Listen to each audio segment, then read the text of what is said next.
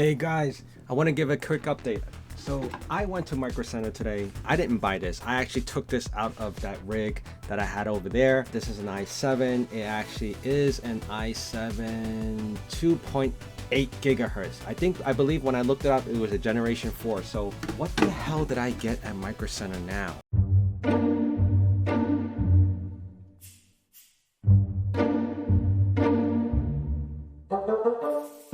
So I have this i7, I have the motherboard, and I also have, and I'm gonna pull this all up.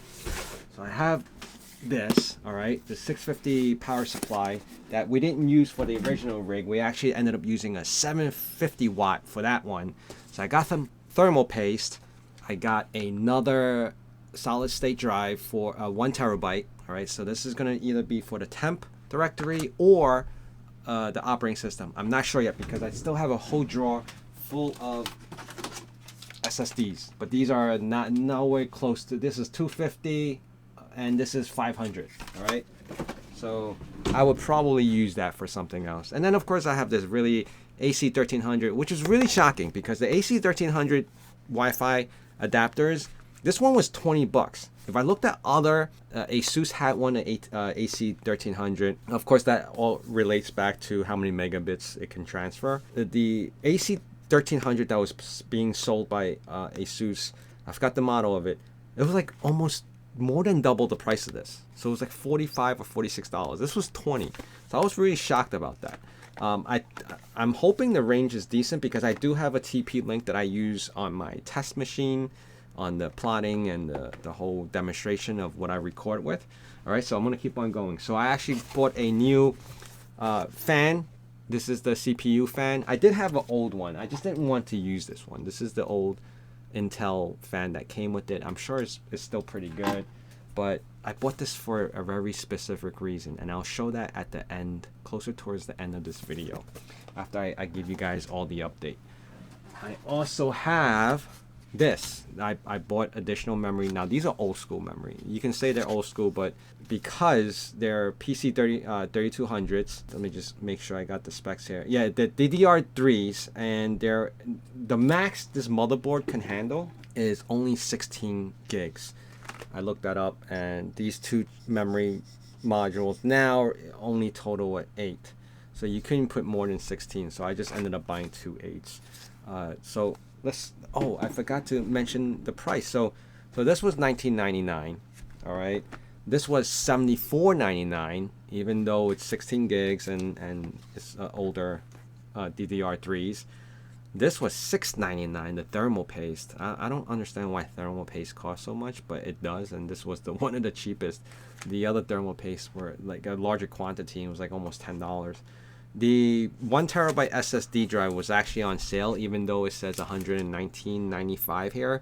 They're selling it for $102.99. All right, so that's that. And then my really last thing. Wait, actually the fan itself. So this fan was. Let me see. I think I have it here. Okay, it's $19.99 for the fan. Also have a GT710. Nothing fancy, but this card still costs $64.99. Now, Micro Center does something really interesting where if you buy a video card within the 30 days, they don't allow you to buy another one. They want to limit it to 1 per customer. So my response was, I bought this maybe 2 weeks ago for the primary rig. Same, doesn't matter which video card. I believe it's any video cards that you buy from them at any given time. You cannot buy another one within the 30 days. I don't know that policy. I never heard of it till now. So anyway, so the cashier said, "Oh, did you buy one recently?" I said, "Yeah, I bought one." And she said, "Oh, I have to get someone to verify that." So that confused me, and my response to them was, well, I mean, these are very cheap video cards, and you guys have like tons of them, and these are not the ones that people are lining up to buy, at your store, with chairs sitting outside and waiting for like the $1,000 video cards. So anyway, the current manager at the time that came and put it through, and I was able to pick it up. So that was that. So now I said, why did I get the colored LED fan because I wanted to show off, you know, the i7, of course. Not that there's much to show off. So I have here, I actually had to buy a case. I didn't want to just hook it up to the table and not have anything. So I ended up getting this.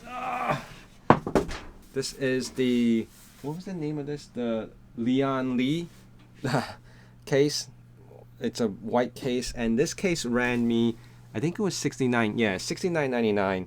So obviously it has a single case fan. It looks nice. I mean, it was one of the cheaper case, but it is a full ATX case, not a micro. It looks decent. I've never had, I mean, this kind of reminds me of like those old school beige white, but never white. It was always beige. But no, the case looks pretty cool. I thought it was pretty cool.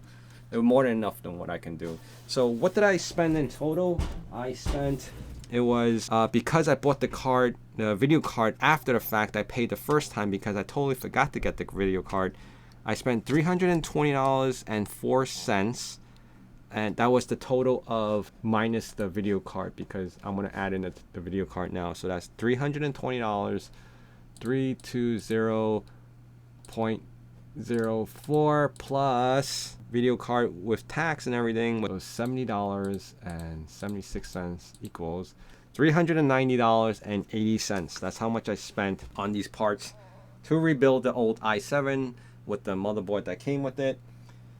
Now, before going this route, I was considering building out another AMD 3700, 3800, whichever one, or the Intel i9, i7s. It was really a mix and match. I didn't finalize anything, and I was like, damn, that was another, you know, $1,300 or $1,500 after taxes. I don't think I could do it.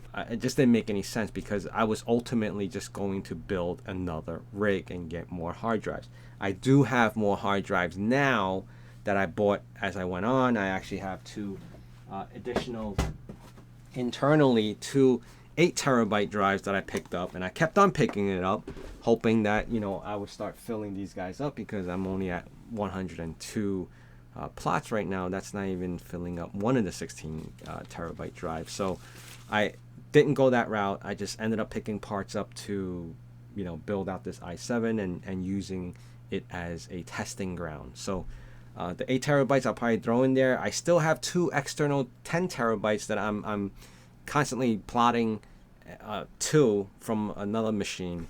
So hopefully, I mean, I think I didn't do the calculation yet, but through time, it's definitely going to start filling up as I keep letting it run. I keep letting it queue up and just, you know, every day of each month. And hopefully by the time Chia comes out into the public, I'll have something by then, at least, I think.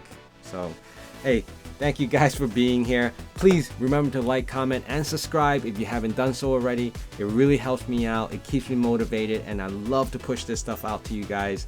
And I'll do more recording. I promise. Thank you. Bye.